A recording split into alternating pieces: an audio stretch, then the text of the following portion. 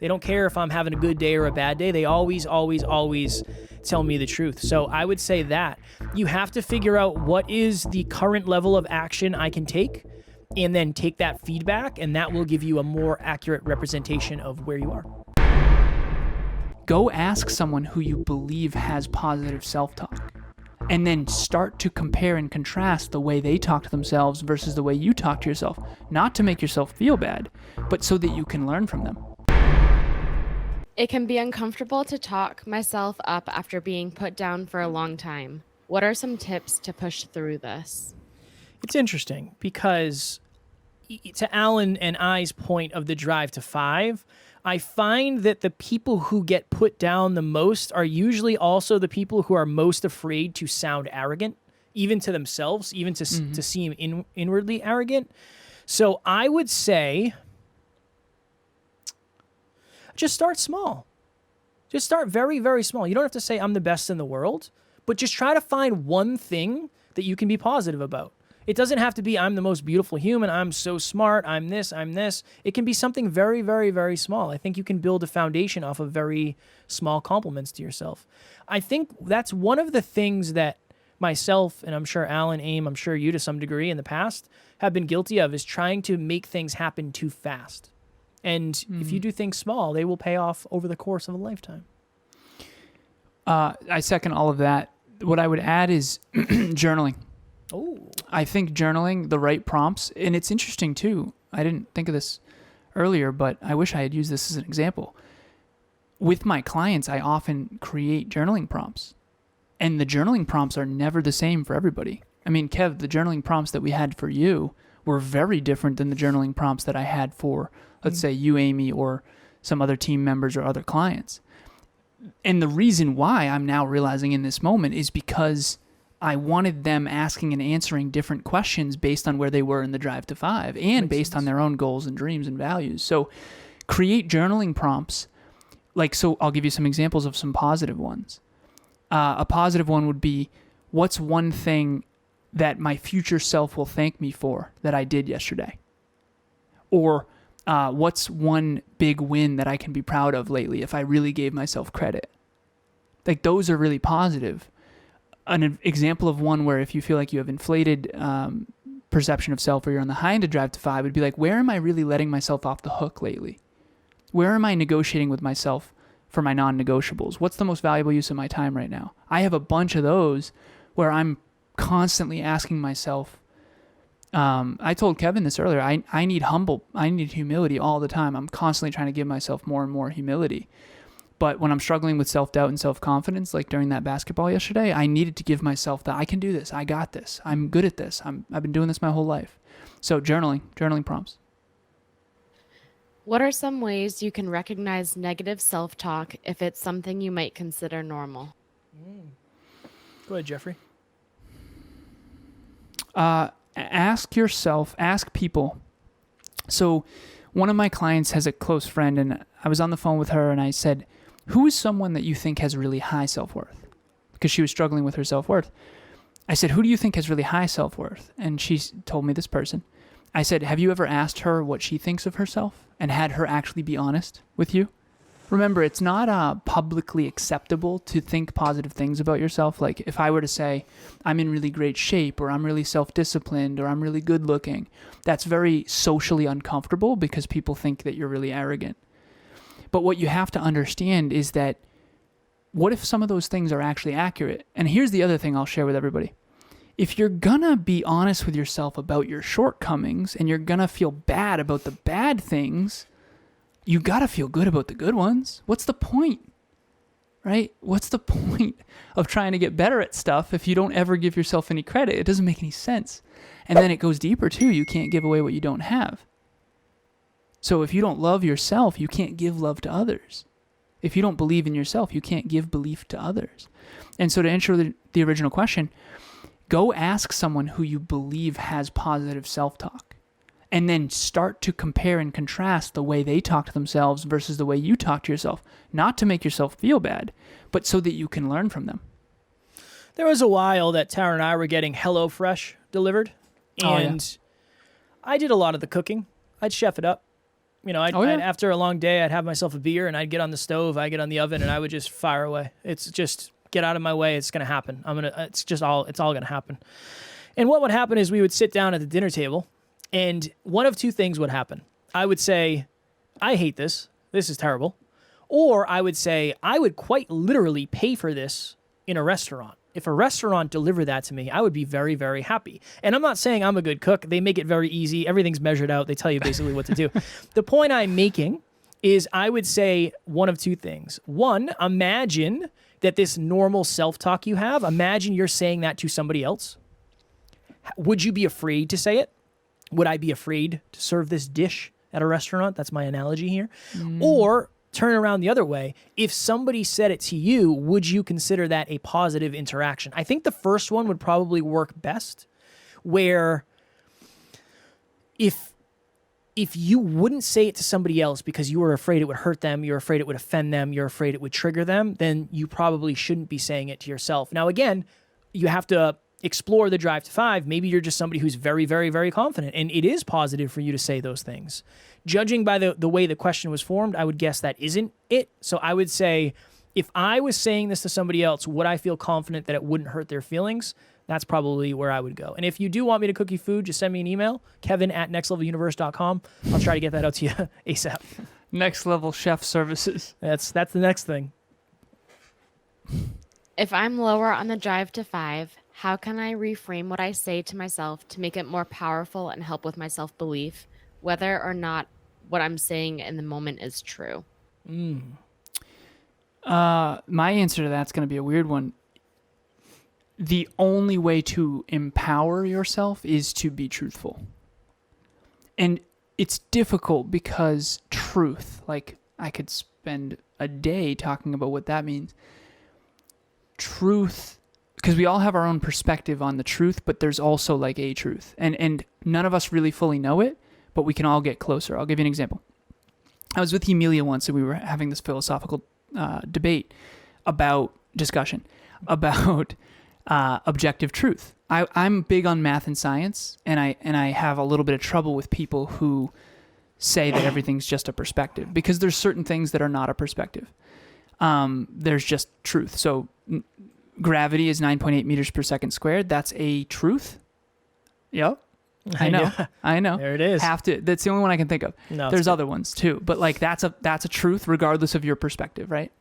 And so I'm big on math and science, but I also understand that the amalgamation, the merger of art and science is where I think we all need to live.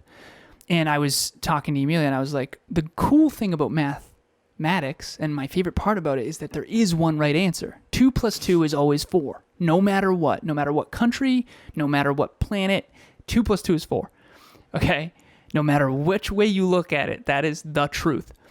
And I'm like, okay, how many? She's like, well, that's, I'm like, well, how many calculators are on that table right now? And there was one calculator, but my phone was on the table.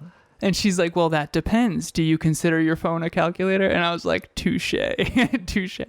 Hi, everyone. It was so awesome to meet you during our group coaching, G6. The reason I signed up in the first place is that I've been really doing self-improvement in all of my adult life, but I've been doing it on my own. I've been reading books. I watch, read books and, listen to podcasts and everything. But signing up for group coaching is having a group of people all working towards the same thing, bettering their lives financially, health-wise, relationships, just all of it. It's the full package. So I believe everyone could benefit from group coaching. Doesn't matter, how successful you've been in the past, how many other groups that you've joined up. This is something different.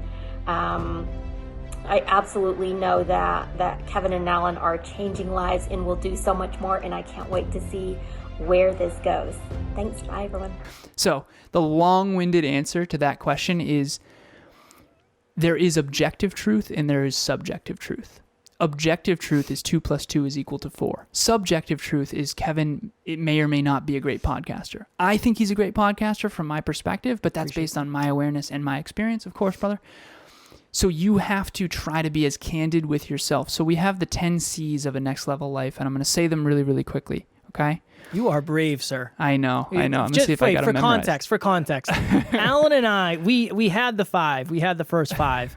And Alan went through these twice. That is all he has done to prep for this. So if you get 10 of them, all 10 of them in a row, I will be truly, truly amazed. Now you got me nerves. Well- Okay, so we have the 10 C's for next level life. Okay. Number 1, clarity. Number 2, commitment. Number 3, confidence. Number 4, consistency. Number 5, community. Number 6, choices. Number 7, character. Number 8, candor. Number 9, courage. And number 10, contribution. Those are the 10. You say character? Yeah. Okay. Yep. I said Character's character. last. I think character's last. No. I got the order right. Okay. We'll check We're it. gonna If you have want to to check it right now, you can. I don't know where But to I find got- it. Honestly, I got all 10. Full disclosure. I don't even know where I would Sounds locate it. I did say character, I promise. Strong work. But anyways, thank you, brother. Okay, so one of them is candor. And the reason we chose candor is to answer this question, Amy. The more candid you can be with yourself about the objective truth, I think the more you'll think rationally. This person I was on the phone with who says, I don't look good, I think, I don't like my body, I don't like my smile. I said, you're beautiful. Like, there's no reason, there's no objective truth. Everyone around you thinks you're gorgeous. Like, you have to try to shift that. Otherwise, you'll spend your whole life living in falsehood. There's a book called Truth versus Falsehood that I think goes into this a lot. But to answer that question, it's very, very, in a very complex way, but in a very simple answer, you have to spend your life seeking truth. You have to get closer and closer and closer and closer to the truth. And the only way to do that is to consistently learn and grow. It's a tough question. I have it. I can see it, so that's nice. I don't like the term fake it till you make it because I don't believe that works, especially for somebody who's lower on the drive to 5. But I think you have to face it until you make it. You have to face whatever your own unique version of the truth is.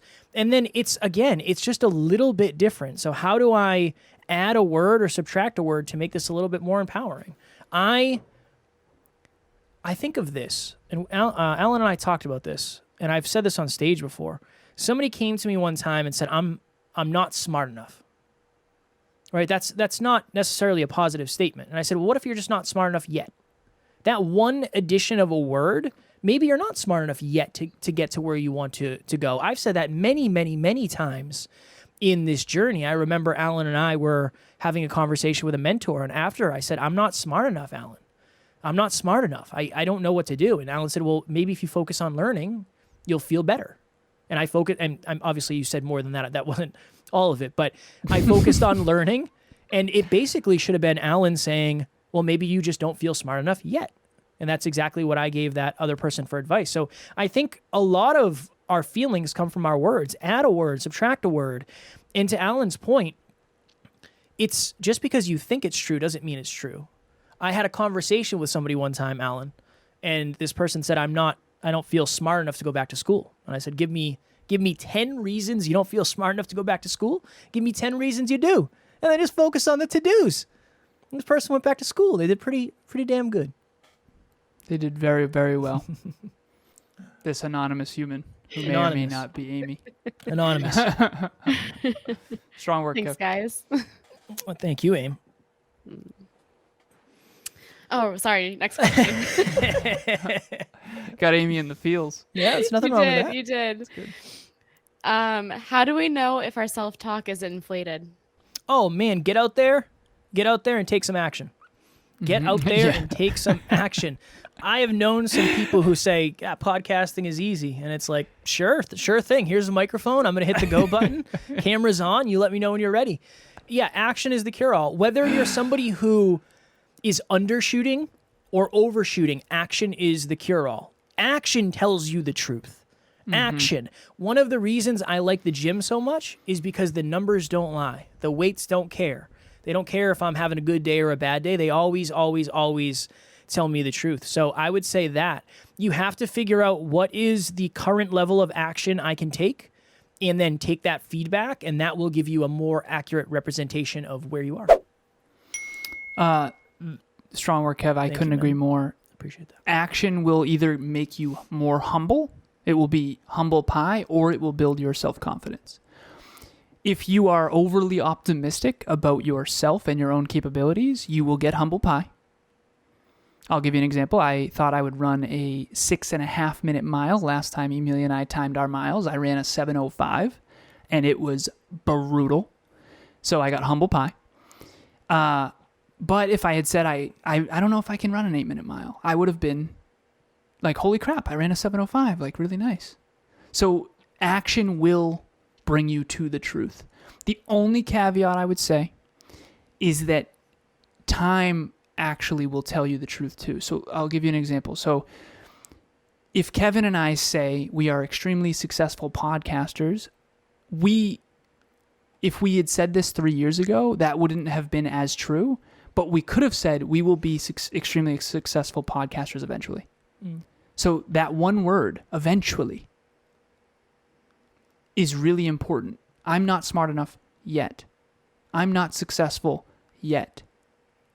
I'm not capable of squatting 200 pounds yet, or whatever it is. I haven't reached my goal yet. I think that in a weird way, our current level of self-belief dictates how large of goals we set. And when we set those goals, they set us on a trajectory of finding 5 in the drive to 5. Because when you set really big goals, you probably have high self-confidence. You're going to have to go do really challenging things, and you're going to get a lot of humble pie. Or you can set a small goal, and you probably have low self-confidence, and then you're going to hit your goal and go, holy crap, I'm better than I thought. And then you're going to build that way. That's how Kevin and I, for the last 5 years, have constantly figured out why what works for me doesn't work for him, and what works for him doesn't work for me, because of that main difference right there. So figure out which person or figure out which side of Drive to 5 you're on, and then which approach works for you. Is setting massive goals and just humble pie all the way there good for you? Okay, awesome. You probably have a lot of self-belief.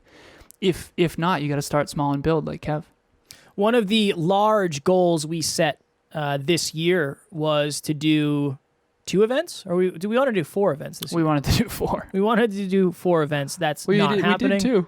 We did 2. Yeah. So one of them now is actually on our website. So imagine if you were somebody who wanted to come to Next Level Live that was in Worcester, Massachusetts. Maybe you were in a different country. Maybe you were in a different state. Maybe you were busy that day. We took the entire speech, the whole event, everybody's speech, not just Alan or myself. So we have Dr. Taryn McCarthy's and Tori Aletto's, as well as the Q&A. We have it packaged. It has everybody's PowerPoint. It has worksheets. It has everything you need, and it is on our website now. So if you go to nextleveluniverse.com, I believe it's /courses, but the link is in the show notes and or Facebook.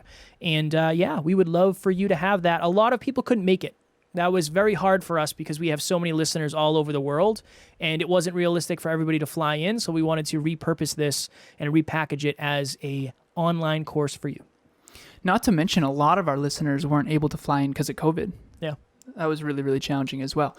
Okay, so if you have ever considered and wondered what this coaching thing is all about, I did, I think, 6 free 30-minute calls last week. I love them. I love to meet the listeners. So if you've ever wondered, what is this coaching thing about? Like, give it a shot completely free. There is no strings attached. I am literally not going to sell you anything. I'm going to jump on the phone. I'm going to ask your intention. I'm going to tell you mine, and then we're going to crank. And a lot of times they go past the half hour. I really want to meet you. If you've ever been curious about what coaching might be like, don't diss it till you try it. I hope that you book on my calendar, and Amy will be putting the link in the comments on Facebook and LinkedIn, and then it will also be in the comments of the show notes. Wonderfully done, squad. Next Level Nation, as always, we love you. We appreciate you. We are grateful for each and every one of you. And at NLU, we do not have fans. We have family. We will talk to you all tomorrow. Please reach out. Bye.